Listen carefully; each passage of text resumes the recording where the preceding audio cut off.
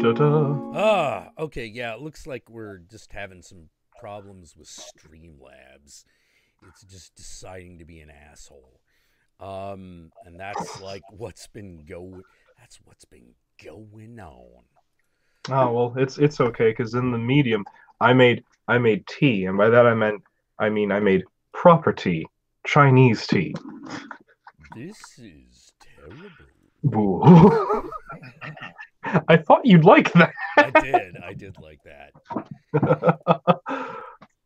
Like how it's funny because I've shown that clip to other people and they're like, I don't wait, why is that funny? I don't really get. I'm like, what do you mean you don't get it? Yet It's I show right it. there. Yet I show it to the old Cantonese man at work, Francis, who's like my favorite manager. I show it to him and he just starts laughing and he's like, "You see, this is why I like you. You get it." Yeah. Yeah, like that's Zen wisdom right there. That's fucking Samurai Jack is doing And everything properly, but his tea sucks. And it's just like this is the monk is like, this is terrible. he's terrible. Well, it's like the old like it's like the Zen monk, like how to put it like Zen monks are known in Japanese modern folklore as being one of two varieties: super devout or super not. You It's know, not even that, and it's not even that they're not spiritual or devout. It's just that they're very rambunctious. they're rambunctious and they do things that most people think a holy man ought not to.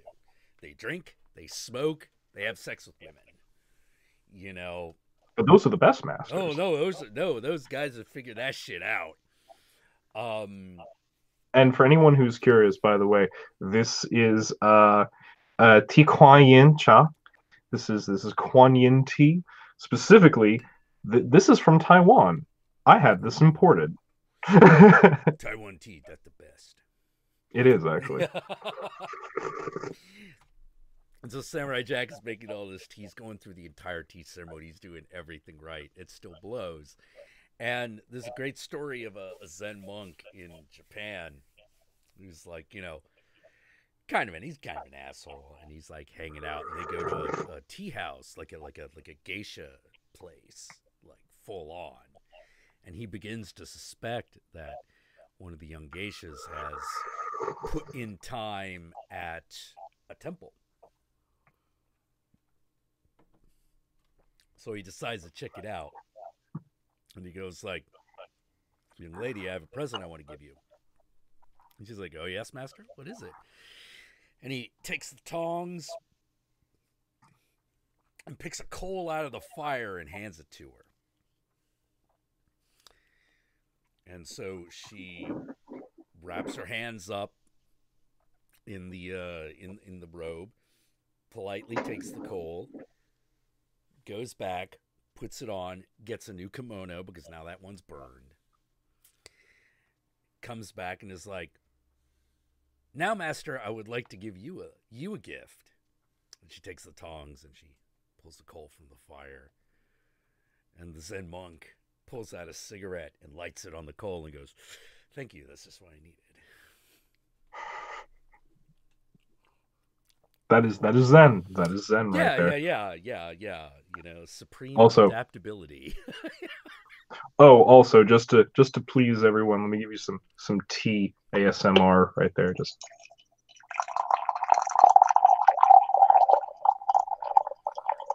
yes. Yes. It sounds delicious because it is. It's a nice sound. All right. So, we are at 10 minutes and 42 seconds. Do you wanna continue on with Simona I bitch here? I will say yes. However, Mm-hmm. however, just to because I don't know when I'm going to get to this, so I'll just get to this now.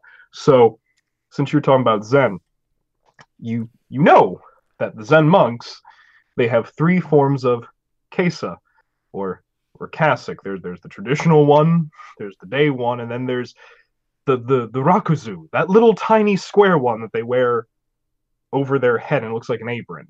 Yes. Yes. Now, so I was thinking about it, and I was like, you know what? Because I'm starting like my whole like psychedelic Hindu sect thing. Yeah. So I thought, what would be so nice is if my psychedelic priests wore psychedelic rakazu. Hmm. So I'm in the process of making one, as you see. Ooh.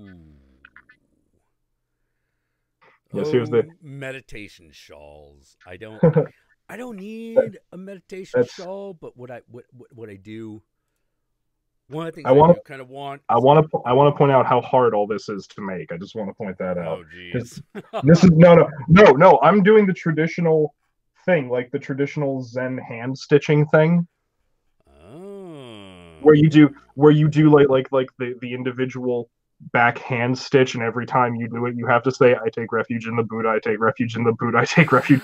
I take refuge in the Buddha." I I just want to point out that I'm doing this. I'm doing this for all of you. Let's see, cloak with hood. Oh God, now these are a little too. Some of these are too much for me, except as costume. I need like, yeah, I think I'm just gonna paint magical symbols on a fucking jacket I already got and just be an asshole. Um, Yeah, no, and so like, and so one day when I come back to California, we will be walking down the street, you with your magical jacket and me with a tie-dye prayer shawl and Hindu markings on my head, and everyone will go, "Cool, man," cool, man. Yeah. because that's the kind of place you live in. All right, shall we continue? Okay, let me bring it up. 10. You're at 10 minutes and what? 42. Uh, a couple seconds behind me. Okay, tell me when.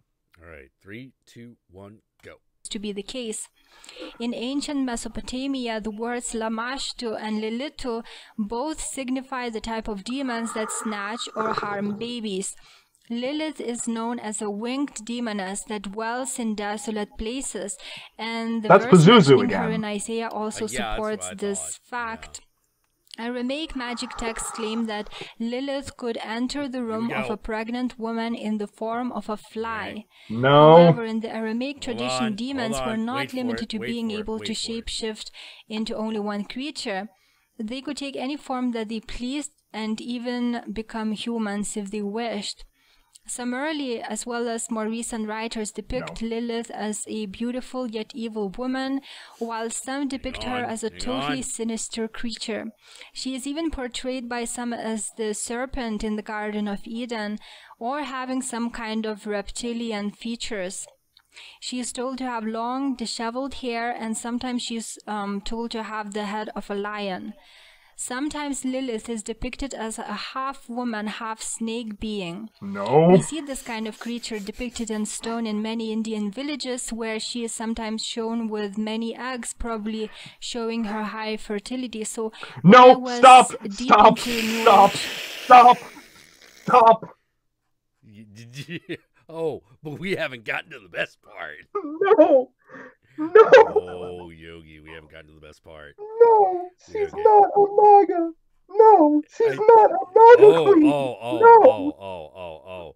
You didn't think it was going to stop there, did you? Oh, Oh, my friend. Oh, my friend. All right, on your mark, Right. dude. 12 minutes and 4 seconds. Mm-hmm. 3, 2, 1, go. deep into Hinduism before being saved by Yeshua, and I was visiting the holy places of India when I remember I visited Jakarta, which is a place in South India. They had many depictions in stone of these half-human, half-snake creatures, female creatures that would have eggs all around them or under them. I know some won't believe this, but I saw slits in the eyes of some Indians who worship these snake beings, so I know that those people are not entirely human. You can sometimes even feel that they are human.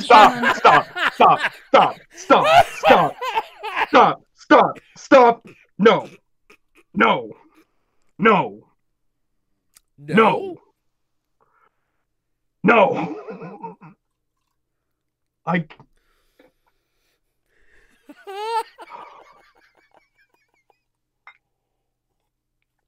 Ah, I told ya. so let me get this straight. Mm-hmm. Mm-hmm. She Yep. claims that the Nagas are representations of a female demon Yeah. who snatches babies and does all this other horrible shit. And Mm-hmm. she prefaced that with the statement, "Before I was saved by Yeshua." Yes. Okay, So this is in she her. she can take her born again messianic Jewish Christian cultish ass and fuck right off, because I'm just like, wow. It's one thing. Look, how to put this. It's one thing. It's one thing to you yourself believe crazy bullshit when you then uh, falsify historical and cultural overlaps to make other people into villainous devil worshippers. Um,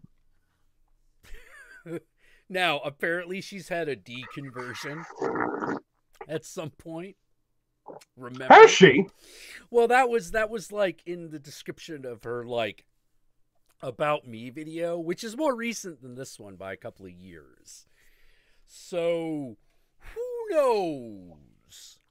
Who knows what she discovered? But okay. But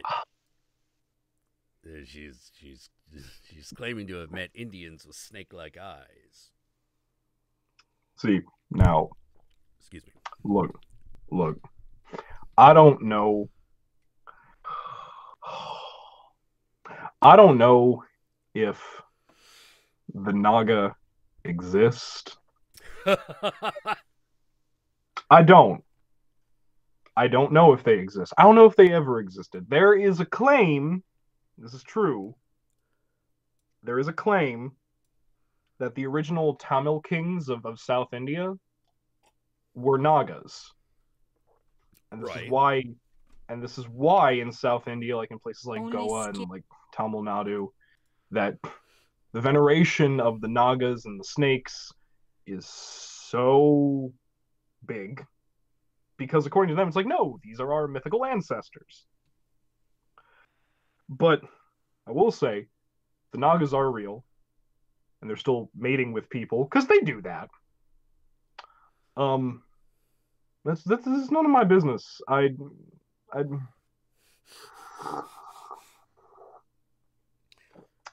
Slit eyes. Slit eyes. Slit eyes. Oh, we's just getting started. Because I'll be honest with you, I'm pretty sure if there were a decent amount of people walking around with snake eyes in human heads, I'm pretty sure someone would have noticed. I know, right? Okay, I'm at 1244. 1244. All right. 1244. 3, 2, 1, go. They are human only skin deep. I wouldn't be surprised if their bloodline was corrupted by such demonic reptilian beings who shifted into humans in order to mate with the human race and produce these hybrid offspring. Humans who have something reptilian about them are called psychopaths. Talking about man-reptile hybrids, Yogi. They have man-reptile hybrids. A reptile and not of a human being. They're very intelligent but very cold-hearted, and they're very goal-oriented, and they are focused on doing harm to the seed line of Adam and Eve. These half-snake, half-human beings are called Nagas in India. They are well known, and they were made known through their sacred writings, the Vedas. and probably these beings were known to humanity from around 5000 BC, as some Indians claim. And they were known to be half-divine beings that were extremely gifted and able to assume any shape they desired. And most psychopaths, even today, they have extreme intelligence, but they use that intelligence only for evil. So since these beings are shapeshifters, they might be known in different cultures in different appearances. Therefore, Lilith is likely to be the very snake woman worshipped by Indians, or at least related to these beings. In Mesopotamian myths, Lilith is said to seduce men, harm pregnant women, mothers, and newborn children, drink blood, and cause disease, sickness, and death. In Greek mythology, a similar demoness is called Lamia. She is told to devour children and seduce men and then drink their blood. And we see the depiction, probable depiction of Lamia here. This is a relief found in Turkey, and we see that the style is Greek style, but the demoness is the one that's known by the name Lilith because she has long hair. She has the weirdly enough, all of this is going to hinge whether there is a connection between. Are we paused, by the way? Yeah, we're paused. We're paused at 1454. Okay. This connection, this tenuous connection between Lilith and Lamia is all going to depend on where the source of the lion head comes from. If the lion head is proven, it proves to be somewhat like if that's got legs, then this connection, that dog might actually hunt. If it doesn't, then we got nothing. And the reason the lion head is so important is that brings it into the Roman world and puts it in connection with both Medusa and Mithras. However, I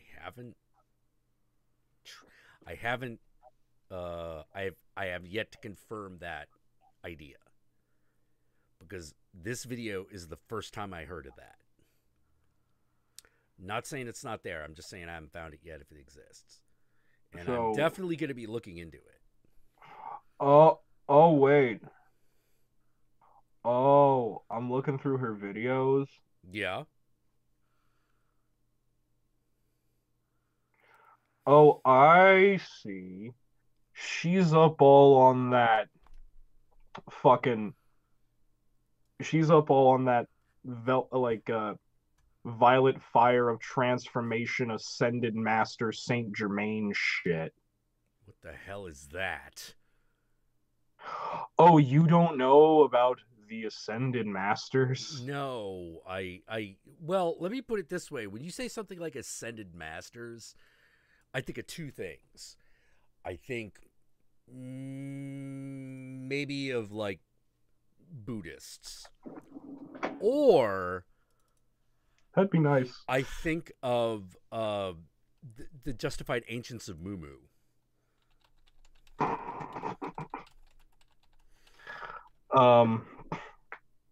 So, okay.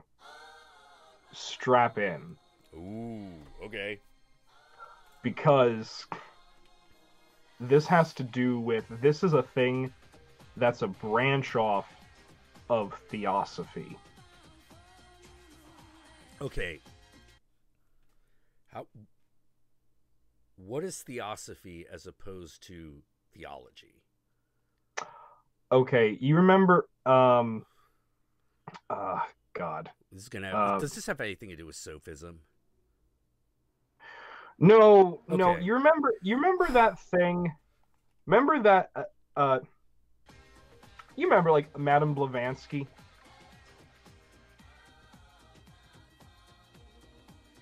The whole yeah, I remember Madame Blavatsky. So, wait, do you? Oh yeah. yeah, Madame Blavatsky, the whole thing that that weird hodgepodge esotericism thing that got eventually taken over by Nazis and turned into Thule Society. Yeah. The Thule Society. Yeah. Okay. So the thing that based itself on, like the original thing that wasn't like a white supremacist thing. Yeah. That's Theosophy. It's the original hodgepodge New Age bullshit belief system.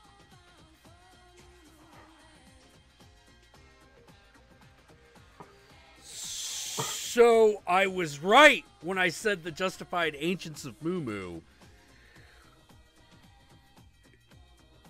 because this has to do with the continent of Lemuria, doesn't it? At some point. Oh my fucking god. Okay. So, Ascended Master. In the Ascended Master teachings,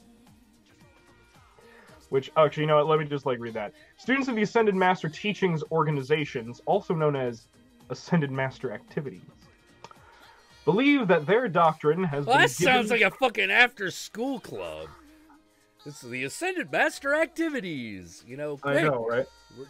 Connect these dots, kids. Make a macaroni necklace. You know. Yeah.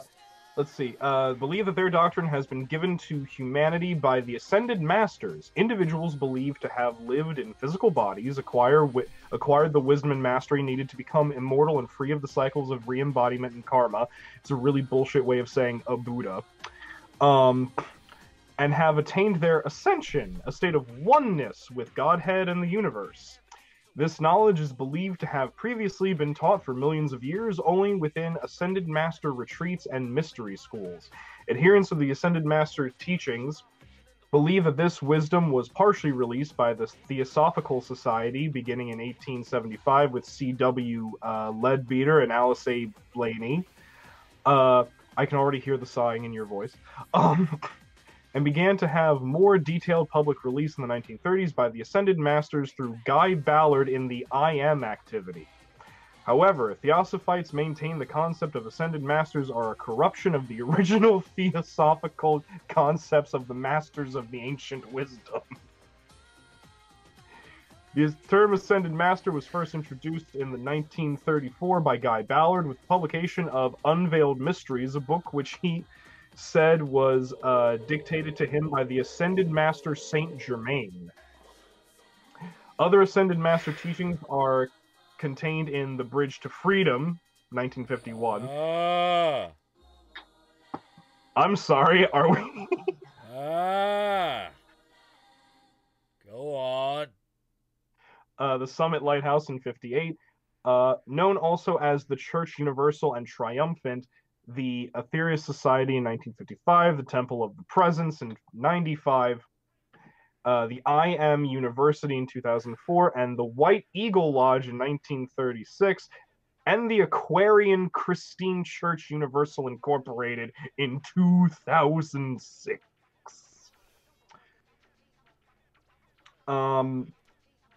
So, pretty much, okay. Okay, keep going. All right. So, it's pretty much, it's a really, it's like, let's say that New Agers took every aesthetically pleasing thing from every mystery school and occult tradition on the planet and mixed it together and said, yeah, it's one thing. But they only focus on the good shit, so you never really get the other half of anything. Let's see.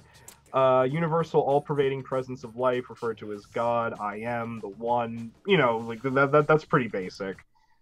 The individualized I am presence, adherents of the Ascended Master teachings believe that each person is an incarnation of an individualized presence of the Most High Living God, the mighty I Am presence.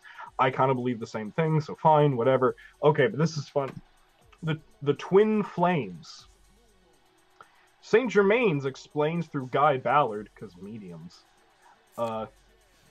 quote, the almighty God flame, breathing within itself projects 2 rays into the great sea of pure electronic light. This intelligent light substance becomes the clothing, as it were, for these rays of the mighty I Am presence. Each ray has all the attributes of the Godhead within it, and no imperfection can ever enter into or register upon it.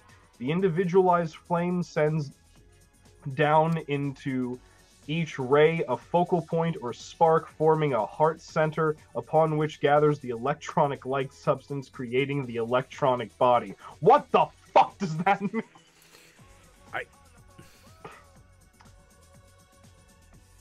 Let's see.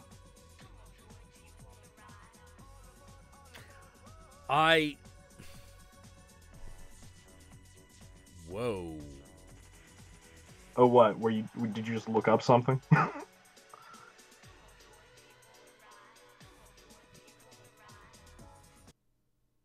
I looked up the Fuel Society, Mm-hmm. and which was a real thing.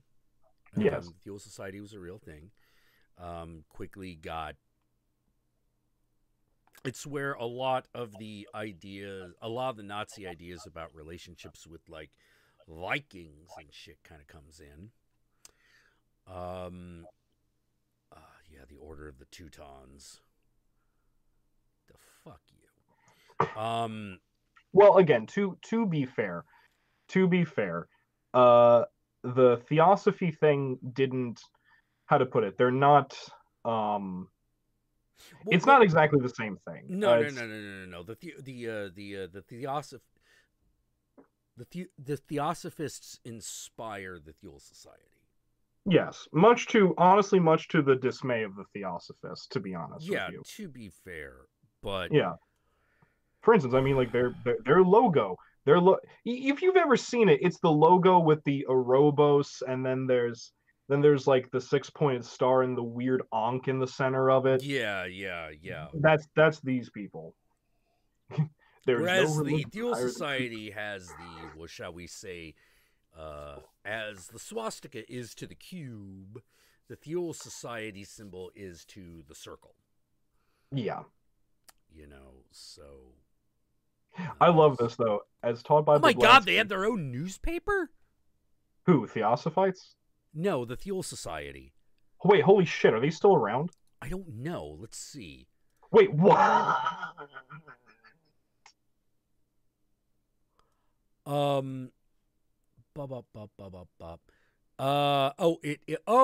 It ended in 1945. I wonder why.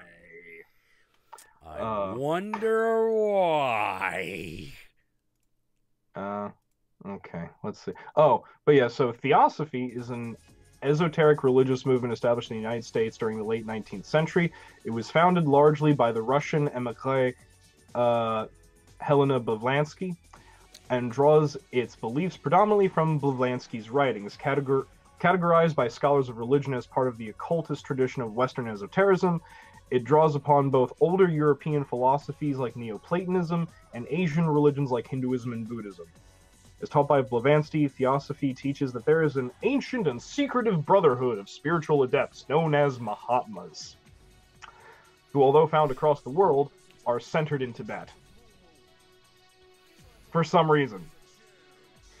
These masters are believed to have cultivated great wisdom and seemingly supernatural powers, and Theosophists believe that it was they who initiated the modern theosophical movement through disseminating their teachings via Blavatsky.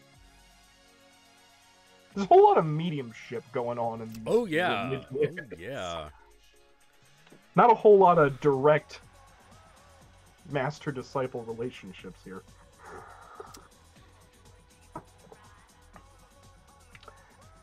Oh, but so here's the great shit, right? So hold on. You know how I mentioned a couple times the concept of Saint Germain? Yes? Yeah.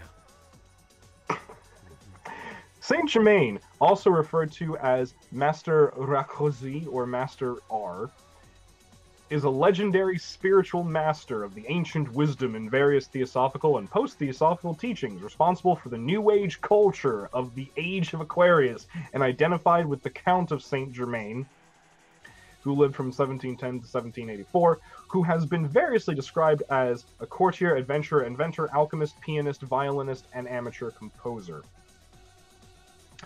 Some write that his name, Saint Germain, was invented by him as a French version of the Latin Sanctus Germanus, meaning holy brother.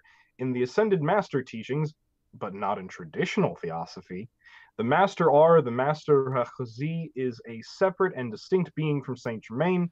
There are several authoritative biographies.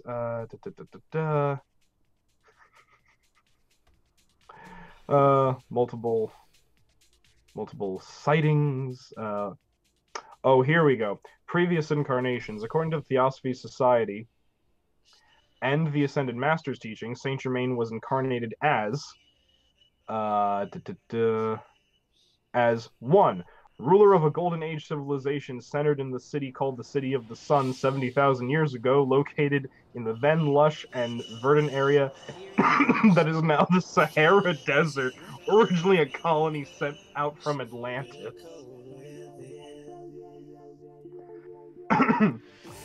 High priest of the civilization of Atlantis 13,000 years ago, serving in the Order of Lord Zadkiel in the Temple of Purification, located in an Atlantean colony that had been sent out from the main island of Atlantis that had been established on the island now called Cuba.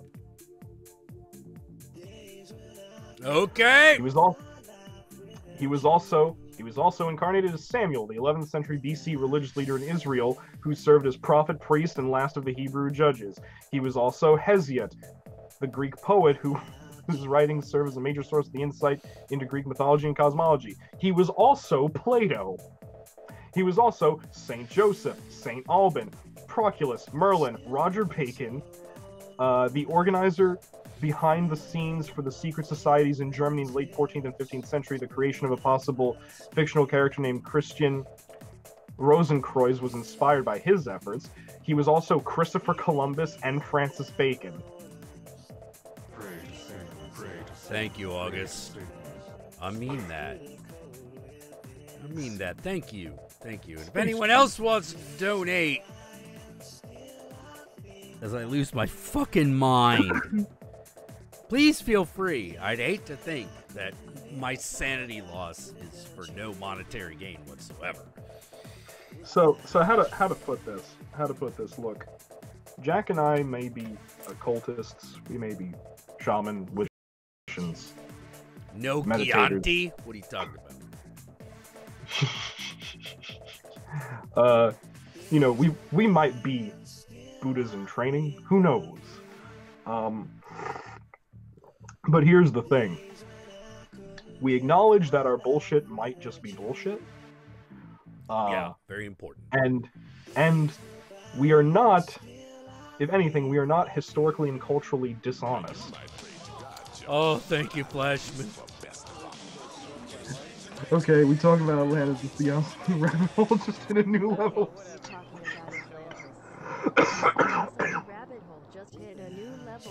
Yes, it did. Oh, wait, hold on. I know I can find something worse connected to this. I know I can. You see how to put it, man. I was listening to her talk and I was like, wait a minute, this sounds really fucking, all this seems really fucking. Okay. So would you like it?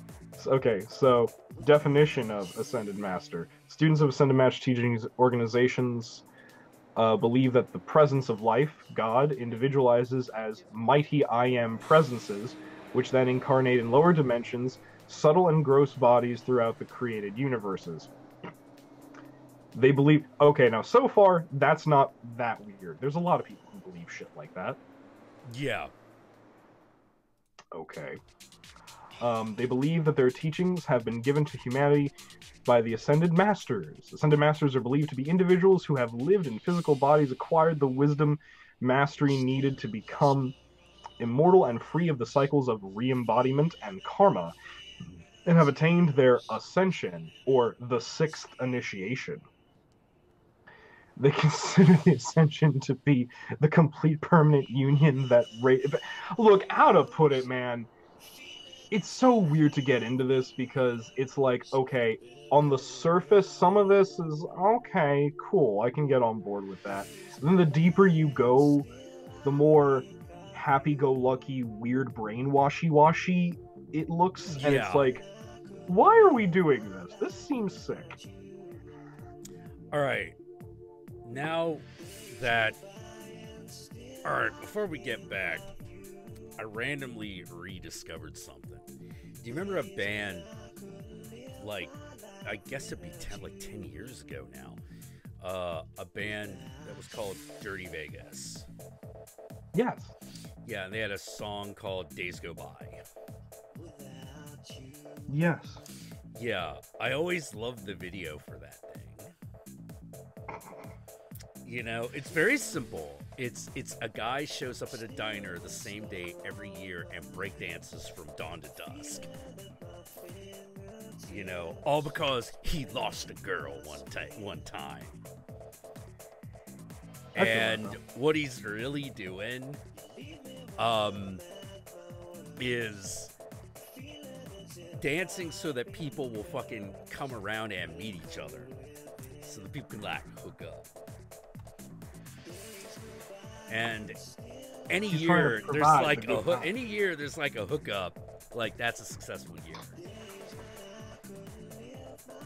He's just trying to help people out, man. Yeah. Well, I used this idea. In the Scion game, and I made that guy Cupid. I love that. That's beautiful. I love everything that just came out of your mouth. It's beautiful. Do all of that all the time, forever. Oh, man. Oh, man. Oh, God. All right. Let's see if we can get through this is video. Oh, God. Okay. Because we're halfway through. Come on, we can do this. The wings and the hands are human hands, but the feet, we see the feet of a bird, and she is shown as having snatched a baby. So this is the same demon as but depicted in a Greek style. So it's probable that this is the depiction of Lamia, the demoness that had very similar features, very similar traits, and I believe this is because they are one and the same.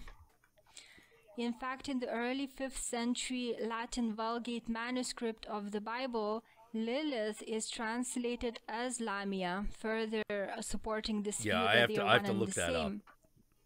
And here we go. The series The True Blood has a character named Lilith as well, and she